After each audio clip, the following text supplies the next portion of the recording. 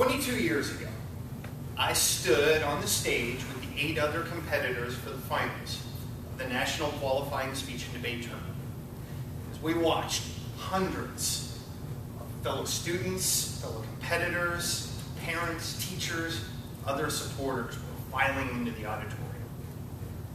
Now, I had never spoken in front of a crowd like this before. I'm telling you, my stomach was churning with excitement.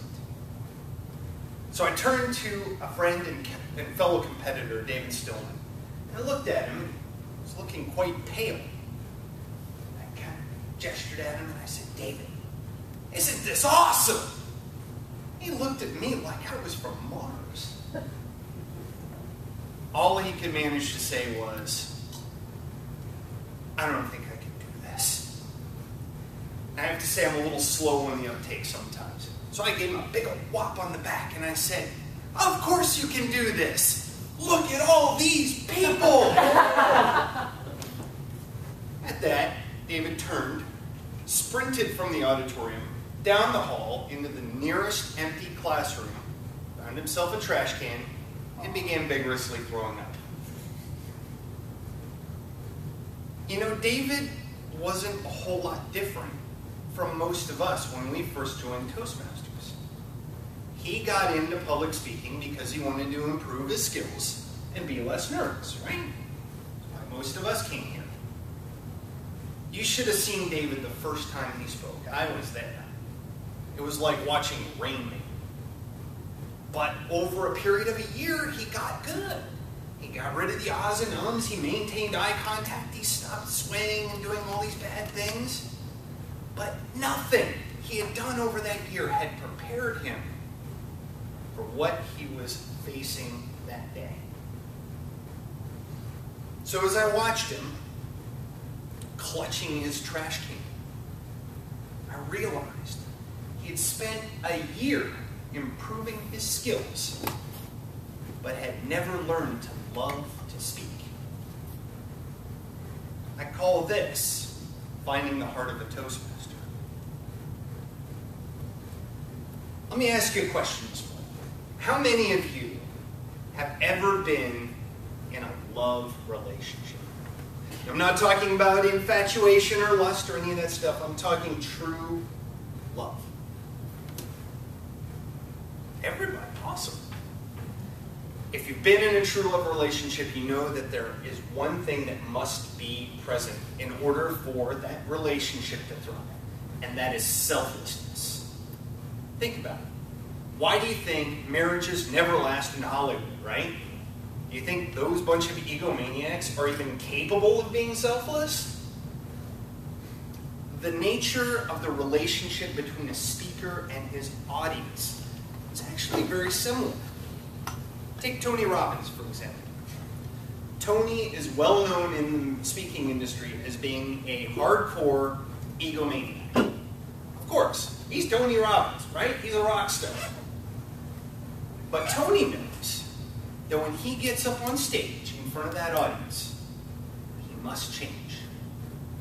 In his own words, the very best thing that you can do is put yourself in the minds and in the hearts of your audience. You have to focus on what they need to hear, not what you want to tell them.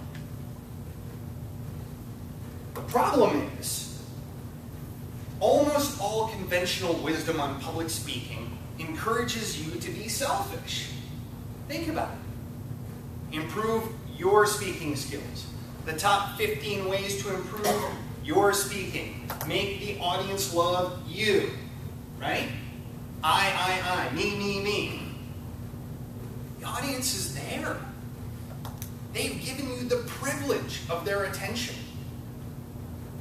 They deserve all of your focus and your love. So how do you do it? How do you find the heart of a Toastmaster? I follow 3 very simple rules.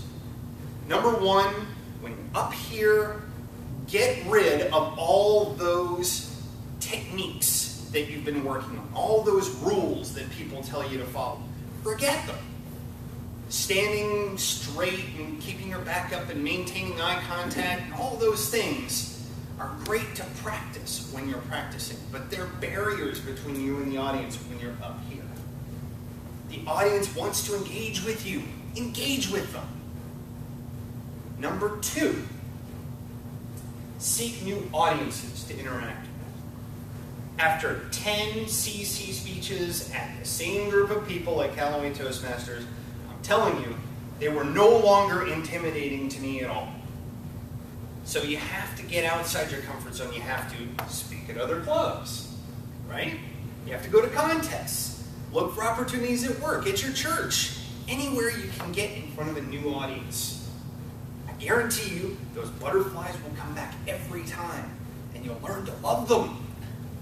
It's weird, I know, but you will. Because every time you break down the barriers between you and a new audience, it's a special, special feeling. And finally, very simply, love your audience. I love you guys. This is probably what you should say in your head. You get uncomfortable silence and a few nervous laughs if you just kind of throw it out there, you know. You don't want to do that. But the audience is there. They're there for you. Love them. It's a privilege.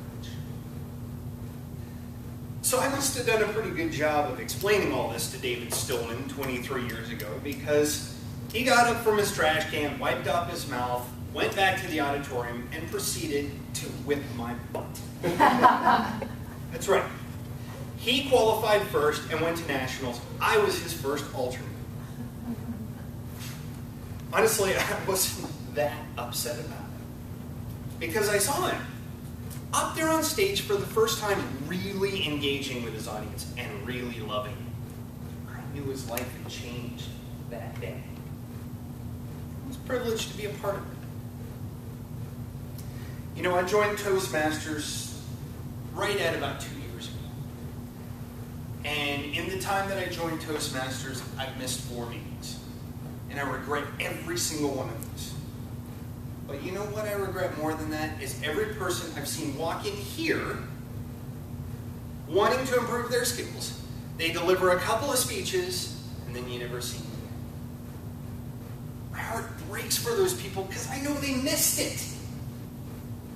They missed the opportunity to learn to love to speak.